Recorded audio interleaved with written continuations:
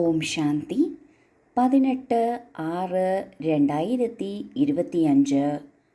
ഇന്നത്തെ മുരളിയുടെ main points. മധുരമായ കുട്ടികളെ, ഈ രുദ്രജ്ഞാന യജ്ഞം സ്വയം രുദ്ര ഭഗവാൻ രചിച്ചതാണ്. ഇതിൽ നിങ്ങൾ തൻ്റെ എല്ലാം സ്വാഹ ചെയ്യൂ. കാരണം ഇപ്പോൾ വീട്ടിലേക്ക് പോകണം. ബാബയുടെ കർത്തവ്യമാണ് വിശ്വപരിവർത്തനം. ഇതിനായി സംഗമയുഗത്തിൽ വന്ന് ബാബ രുദ്രജ്ഞാനയജ്ഞം സ്ഥാപിക്കുന്നു. രുദ്രജ്ഞാനയജ്ഞം എന്നാൽ ബാബ തൻ്റെ കർത്തവ്യം നിറവേറ്റുന്നതിനായി രചിച്ചിട്ടുള്ളതാണ്. ഇങ്ങനെയുള്ള യജ്ഞത്തിൻ്റെ സേവനം ചെയ്യുക എന്നത് ഉയർന്ന ഭാഗ്യമാണ്. ഈ സേവനത്തിലും ഈ യജ്ഞത്തിലും തൻ്റേതെല്ലാം സ്വാഹ ചെയ്യണം. കാരണം നമ്മൾക്ക് തിരിച്ചു വീട്ടിലേക്ക് പോകേണ്ടതാണ്. നമ്മൾക്കിവിടെ ഈ കലിയുഗത്തിൽ ഇനിയൊന്നും ബാക്കിയില്ല. എന്നാൽ സത്യുഗം വരാൻ പോവുകയാണ്. സത്യുഗത്തിലെ ഉയർന്ന ശ്രേഷ്ഠ പദവി പ്രാപ്തമാക്കുന്നതിന് ഈ യജ്ഞത്തിൻ്റെ സേവനം ചെയ്യണം. ഈ യജ്ഞത്തിൽ തൻ്റേതായ എല്ലാം തന്നെ സ്വാഹ ചെയ്യണം, ബാബയ്ക്ക് അർപ്പിക്കണം. ഇങ്ങനെ അർപ്പിക്കുന്നതിലൂടെ ബാബയിൽ നിന്ന് അടുത്ത കൽപ്പത്തിലേക്കായി മുഴുവൻ സമ്പാദ്യവും ലഭിക്കുന്നു. ചോദ്യം: സംഗമയുഗത്തിൽ ഏത് അത്ഭുതകരമായ കളിയാണ് നടക്കുന്നത്? ഉത്തരം: ഭഗവാൻ രചിച്ച യജ്ഞത്തിൽ തന്നെ അസുരന്മാരുടെ വിഘ്നവും വരുന്നു. ഇതും സംഗമത്തിൽ തന്നെയുള്ള വണ്ടർഫുൾ കളി നടക്കുന്നു. ഇങ്ങനെയുള്ള യജ്ഞം പിന്നെ മുഴുവൻ കൽപ്പത്തിലും രചിക്കപ്പെടില്ല. ഇതാണ് രാജസ്വ അശ്വമേധ യജ്ഞം, സ്വരാജ്യം പ്രാപ്തമാക്കുന്നതിന്. ഇതിൽ തന്നെയാണ് വിഘ്നം വരുന്നത്. ലോകത്തിൽ ഭക്തിമാർഗത്തിൽ യജ്ഞങ്ങൾ രചിക്കാറുണ്ട്. ഭഗവാൻ തൻ്റെ കർത്തവ്യ പാലനത്തിനായി രുദ്രജ്ഞാനയജ്ഞം രചിക്കുന്നുണ്ട്. എന്നാൽ ലോകത്തിലുള്ള ഭക്തിമാർഗത്തിലെ യജ്ഞത്തിൽ വിഘ്നങ്ങൾ വളരെ കുറവാണ്. എന്നാൽ ഭഗവാൻ രചിക്കുന്ന യജ്ഞത്തിൽ വിഘ്നം തീർച്ചയായും വരുന്നു. എന്തുകൊണ്ടെന്നാൽ ഇത് രാവണ രാജ്യമാണ്. ഈ രാവണനെ തന്നെയാണ് ലോകത്തിൽ നിന്ന് മാറ്റുന്നതിന്, നശിപ്പിക്കുന്നതിന്, സമാപ്തമാക്കുന്നതിന് ബാബ വന്നിരിക്കുന്നത്. അങ്ങനെയുള്ളപ്പോൾ രാവണൻ്റെ വശത്തു നിന്നും പലതരത്തിലുള്ള വിഘ്നങ്ങൾ വരും. അത് വ്യക്തികളിലൂടെയും വരും, പ്രകൃതിയിലൂടെയും വരും, കാര്യങ്ങളിലൂടെയും വരും. എന്നാൽ അതിൽ നാം പെട്ടുപോകരുത്.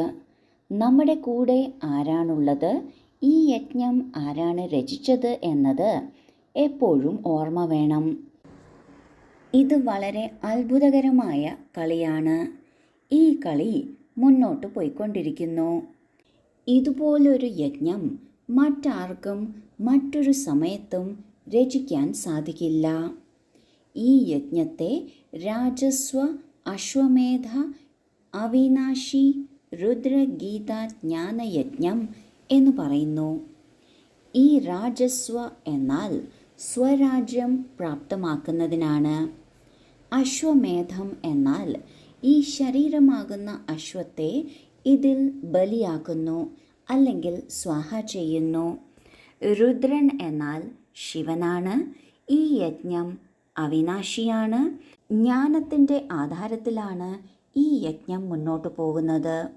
അതാണ് ഈ പേരിൻ്റെ അർത്ഥം. ഈ യജ്ഞത്തിൽ തന്നെയാണ് വിഘ്നങ്ങൾ വരുന്നത്. ധാരണയ്ക്കുള്ള മുഖ്യസാരം: 1. സത്യമായ സമ്പാദ്യമുണ്ടാക്കി 21 ജന്മങ്ങളിലേക്ക് തൻ്റെ ഭാഗ്യം ഉണ്ടാക്കണം. ശരീരത്തിനു മേൽ ഒരു ഉറപ്പുമില്ല. ഇതിനാൽ അല്പം പോലും ചാൻസ് നഷ്ടപ്പെടുത്തരുത്. 2. നഷ്ടമോഹയായി തൻ്റേതെല്ലാം രുദ്രയജ്ഞത്തിൽ സ്വാഹ ചെയ്യണം. സ്വയം അർപ്പണം ചെയ്ത് ട്രസ്റ്റിയായി സംരക്ഷിക്കണം. സാകാര ബാബയെ ഫോളോ ചെയ്യണം. ആദ്യത്തെ പോയിന്റിൽ ബാബ പറയുന്നു, നമ്മൾ സത്യമായ സമ്പാദ്യം 21 ജന്മത്തേക്കായി ശേഖരിക്കണം. ഇങ്ങനെ ശേഖരിക്കുന്നതിലൂടെയാണ് നമ്മുടെ ഭാഗ്യം ഉയർന്നതാകുന്നത്. ഈ ശരീരത്തിന് മേൽ ഒരുറപ്പുമില്ല. എപ്പോൾ ഇത് വിട്ടുപോകും അല്ലെങ്കിൽ എപ്പോഴിത് രോഗസ്ഥമാകും എന്ന് പറയാൻ സാധിക്കില്ല. അതിനാൽ എന്ത് ചാൻസ് ലഭിക്കുന്നുവോ ആ ചാൻസ് ബാബ തരുന്നതാണ് എന്ന് മനസ്സിലാക്കി തീർച്ചയായും എടുക്കണം. ചാൻസലർ ആകണം. രണ്ടാമത്തെ പോയിന്റിൽ ബാബ പറയുന്നു, നഷ്ടമോഹ ആകണം. എൻ്റേതായി ബാബ മാത്രം, മറ്റൊന്നുമില്ല. എല്ലാം ബാബയുടെ പേരിൽ യജ്ഞത്തിൽ സ്വാഹ ചെയ്യണം. സ്വാഹ ചെയ്ത് സ്വയം ട്രസ്റ്റിയാണെന്ന് മനസ്സിലാക്കി സംരക്ഷിക്കണം. സാകാര ബാബ എങ്ങനെയാണോ എല്ലാം ചെയ്തിരുന്നത്, സമർപ്പണമായത്, പുരുഷാർത്ഥം ചെയ്തത്, അതുപോലെ ഫോളോ ചെയ്യണം. വരദാനം: ഈശ്വരീയ ലഹരിയിലൂടെ പഴയ ലോകത്തെ മറക്കുന്ന സർവപ്രാപ്തി സമ്പന്നരായി ഭവിക്കട്ടെ. ഏതുപോലെ ആ ലഹരി എല്ലാം മറപ്പിക്കുന്നു, ഇതുപോലെ ഈ ഈശ്വരീയ ലഹരി ദുഃഖത്തിൻ്റെ ലോകത്തെ സഹജമായും മറപ്പിക്കുന്നു. ആ ലഹരി വളരെ നഷ്ടമുണ്ടാക്കുന്നു. അധികം ഗ്രഹിക്കുന്നതിലൂടെ സമാപ്തമാവുകയും ചെയ്യുന്നു. എന്നാൽ ഈ ലഹരി അവിനാശിയാക്കി മാറ്റുന്നു. ആര് സദാ ഈശ്വരീയ ലഹരിയിൽ മുഴുകിയിരിക്കുന്നുവോ അവർ സർവപ്രാപ്തി സമ്പന്നരായി തീരുന്നു. ഒരു ബാബ, രണ്ടാമതാരുമില്ല. ഈ സ്മൃതി തന്നെയാണ് ലഹരി ഉയർത്തുന്നത്. ഈ സ്മൃതിയിലൂടെ സമൃദ്ധി വരുന്നു. എത്ര ഈശ്വരീയ ലഹരിയുണ്ടോ നാം ഈ ദുഃഖത്തിൻ്റെ ലോകം മറന്നുപോകും. ഈ ഈശ്വരീയ ലഹരി നമ്മെ അവിനാശിയാക്കി മാറ്റുന്നു. ഈ ഈശ്വരീയ ലഹരിയിൽ മുഴുകിയിരിക്കുന്നതിലൂടെ സർവപ്രാപ്തി സമ്പന്നരായിത്തീരുന്നു. ഈശ്വരീയ ലഹരി വർദ്ധിപ്പിക്കുന്നതിനുള്ള മാർഗമാണ് ഒരേ ഒരു ബാബ, രണ്ടാമതാരുമില്ല. ഈ സ്മൃതി കൊണ്ടുവരിക. ഈ സ്മൃതിയിലൂടെ നമ്മളിൽ സമൃദ്ധി വരുന്നു. അതായത് നാം അർത്ഥം നിറഞ്ഞവരാകുന്നു.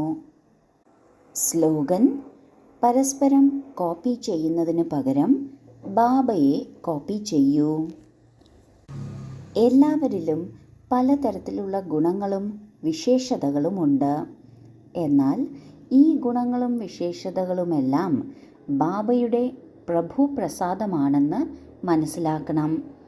ഇതിലൂടെ ആരാണോ യഥാർത്ഥ സ്രോതസ്സ് അവരിൽ നിന്ന് ഈ ഗുണങ്ങളും വിശേഷതകളും എടുക്കാൻ സാധിക്കും. അതിനാൽ ബാബ പറയുന്നു, പരസ്പരം കോപ്പി ചെയ്യുന്നതിന് പകരം ബാബയെ കോപ്പി ചെയ്യണം. ഓം ശാന്തി.